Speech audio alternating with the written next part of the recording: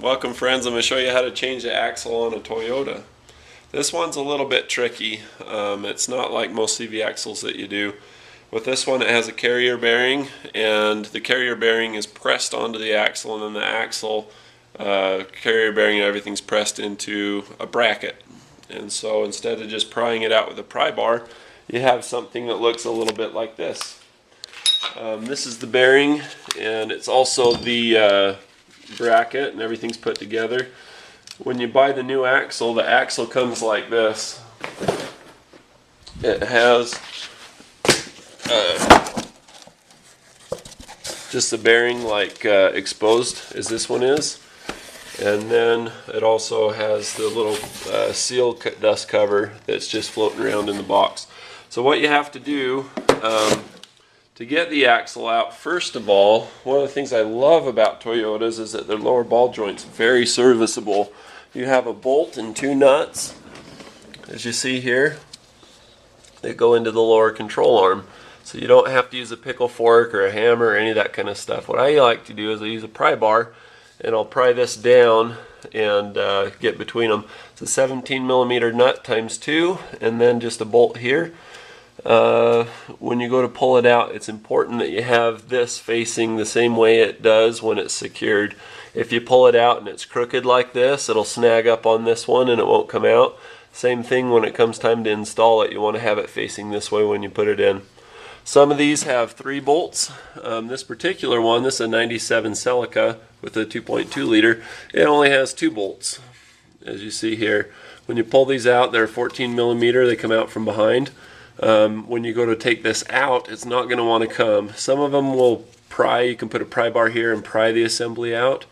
Other ones are more difficult, and you'll have to use a pry bar from underneath and then hit your pry bar with a hammer. That's what I had to do in this case, is I put the pry bar here and then hit the back of the handle of the pry bar to get it to feed out. Of course, you will have to take off the end, the spindle nut and the cotter pin, and of course take the wheel off.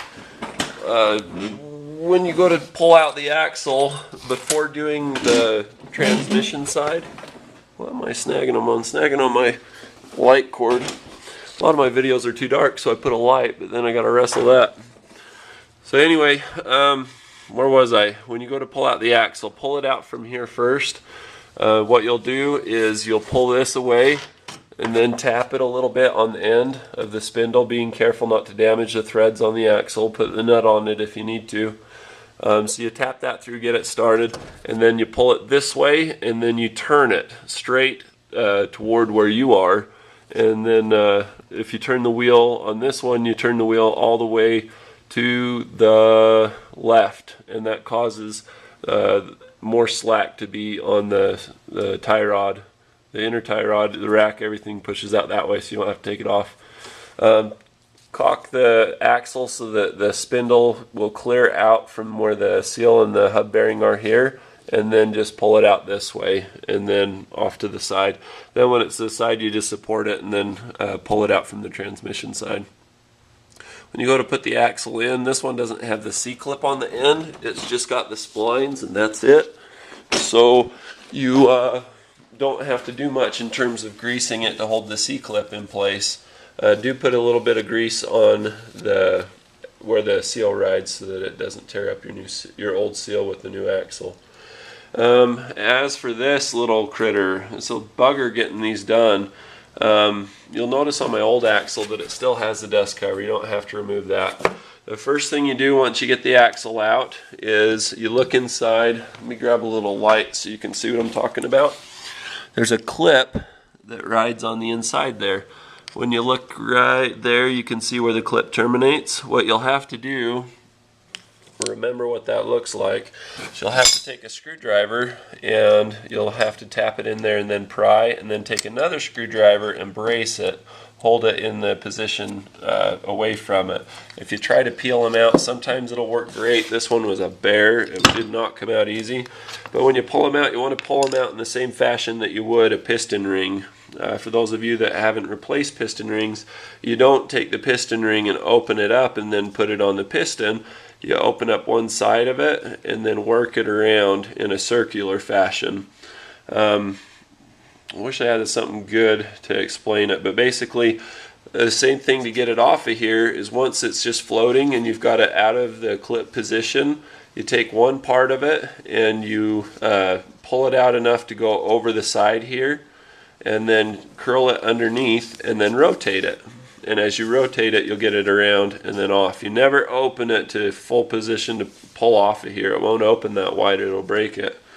What you do is you just manipulate it so that it comes over here and then rotate it around, and as it's rotated around, it kind of just like screwing in a bolt or screwing a nut to a bolt together, it'll come off. And you have to do the same thing on this. So then what you do is you either put this in a vise or a press or something on this side of it, and then you drive the axle by applying force to this end, and it'll get it out of there. Once you have it out, you want to take some transmission fluid or oil or something and put it all the way around the bearing, and then reverse drive it. Have your support on this side. Be careful with your little notch here. There's a little pin, a little dowel to help line it up.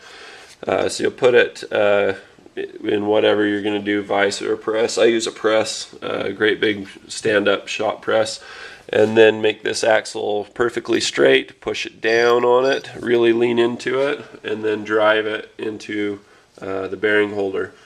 After that's completed, fish or string, spin, or whatever you want to say, the little clip that's in there back into place, and then be sure to seat just one part of it. Like, remember when we were looking at the clip, it had that opening and it's got kind of some fingers on it. Let me see, can you see that? Yeah, you can see that.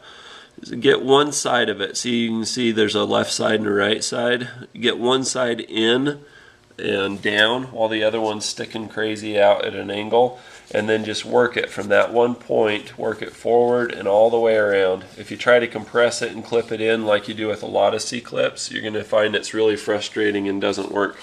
Try it my way. If my way doesn't work, then try something else and something else. Insanity is doing the same thing over and over and over again and expecting a different result. So I hope this video was helpful. I think I covered all the things that you need to know to do one of these. I recommend getting a shop press if you don't have one. One of the shops that I worked at, the guy was obsessed with using a hammer. Maybe I got it from him. But you know, my love of hitting things with a hammer, love tapping and whatnot. If you've seen a lot of my videos, you know what I'm talking about. If not, check them out. But anyway, he finally busted a little clip or something like that, shot into his hand. He had to get it x-rayed and had all this, you know, what would have been a worker's comp if somebody else did it. So then he went and bought a shop press. Shop presses are awesome. They allow you to do things in a real controlled fashion. If you like control, you'll like a shop press. So anyway, I hope you enjoyed my video. If you did, click subscribe, thumbs up. If you have any questions, leave them in the comments below. Please don't personal message me. It drives me crazy because then I have to do it over and over and over again. You know, usually people have the same question. If I mess up and leave something out, you know, maybe you'll find it in the comments. Maybe somebody already asked. So cheers.